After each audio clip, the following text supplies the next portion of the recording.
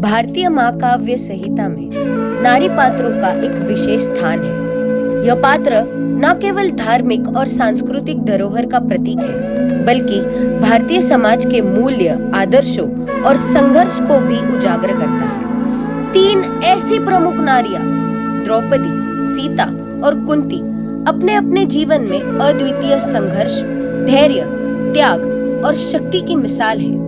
रामायण और महाभारत के इन पात्रों के माध्यम से हम भारतीय समाज में नारी शक्ति और उनके अद्वितीय योगदान का बोध होता है।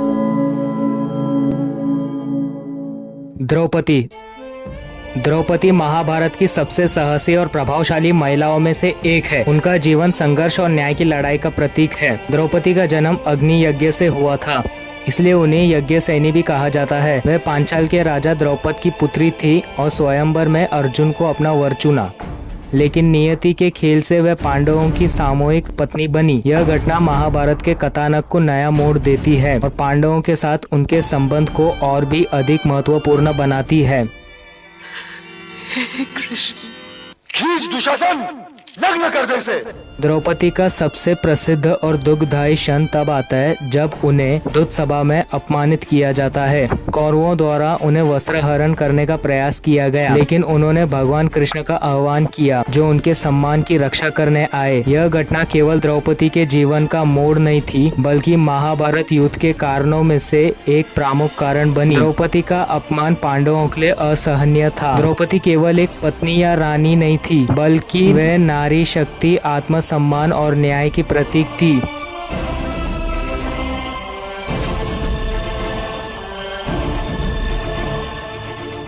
सीता, जगत की सबसे महान और पवित्र स्त्री, उन्हें नारी गरिमा, त्याग और भक्ति का प्रतीक माना जाता है। वह मिथिला के राजा जनक की पुत्री थी और उनका जन्म धरती से हुआ था, इसीलिए उनको भूमिजा या जानकी भी कहा जाता है। इनका जीवन भारतीय नारी की आदर्श छवि को दर्शाता है।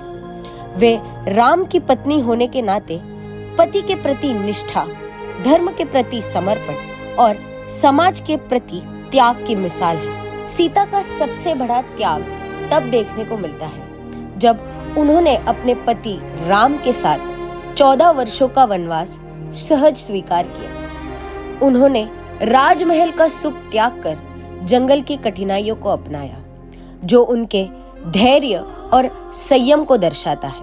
लंका के राजा रावण के द्वारा उनका अपहरण और अशोक वाटिका में कैद करना उनके जीवन का एक प्रमुख मोड़ था, लेकिन इन परिस्थितियों में भी सीता ने सतीत्व और निष्ठा का आदर्श बनाए रखा। लंका विजय के बाद जब राम ने सीता की पवित्रता पर समाज के दबाव में प्रश्न उठाए, तब सीता ने अग्नि परीक्षा देकर अपनी पवित्रता सिद्ध की। लेकिन अंत में जब उनके पुत्रों का जन्म हुआ, तब समाज ने उनके चारित्र पर संदेह किया। तब सीता ने धरती माता को पुनः आह्वान करके वह धरती में विलीन हो गई। यह घटना सीता के आत्मसम्मान और समाज के प्रति त्याग की मिसाल है। सीता भारतीय नारी के उन गुणों को व्यक्त करती है जो अपने परिवार, समाज और धर्म के प्रति संकल्पित रहती है। उनका त्याग, प्रेम और निष्ठा उन्हें न केवल रामायण का नायक बनाती है, बल्कि भारतीय संस्कृति में आदर्श नारी का स्थान प्रदान करती है।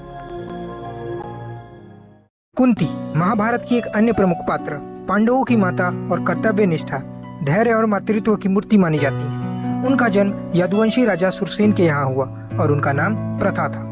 बचपन में उन्हें कुंती भोज राजा ने गोद लिया, इसलिए उन्हें कुंती कहा जाता है।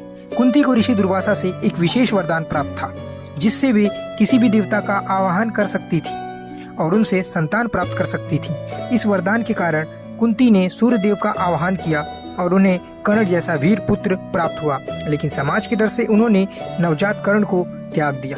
बाद में जब उन्होंने पांडु से विवाह किया और उनके साथ वन में रहने गईं, तब उन्हें युधिष्ठिर, बलशाली भीम और महान धनुर्धर अर्जुन को भी देवताओं के आह्वान से प्राप्त किया। उन्होंने अपने बच्चों को सही मार्गदर्शन और शिक्षा दी और हर परिस्थिति में उनका साथ दिया। कुंती का चरित्र एक मजबूत और सशक्त नारी का प्रतीक है। वे भारतीय नारी की शक्ति और संघर्षशीलता का उदाहरण प्रस्तुत करती हैं। जो कठिनाइयों का सामना करते हुए भी अपने परिवार और धर्म के प्रति निष्ठावान रहती है। द्रौपदी, सीता और कुंती, ये तीनों नारियां भारतीय महाकाव्यों की सबसे प्रमुख और प्रेरणादायक पात्र हैं। द्रौपदी का साहस, आत्मसम्मान और न्याय के लिए संघर्ष, सीता का त्याग, प्रेम और निष्ठा, और कुंती का मातृत्व, कर्तव्य और धैर्य, इन सभी गुणों ने इन्हें भारतीय समाज में नारी शक्ति का प्रतीक बनाया है। ये पात्र केवल ऐतिहासिक या धार्मिक दृष्टिकोण से महत्वपूर्ण नहीं है, बल्कि ये आज की नारी के लिए प्रेरणा और आदर्श का स्रोत भी है। धन्यवाद दोस्तों।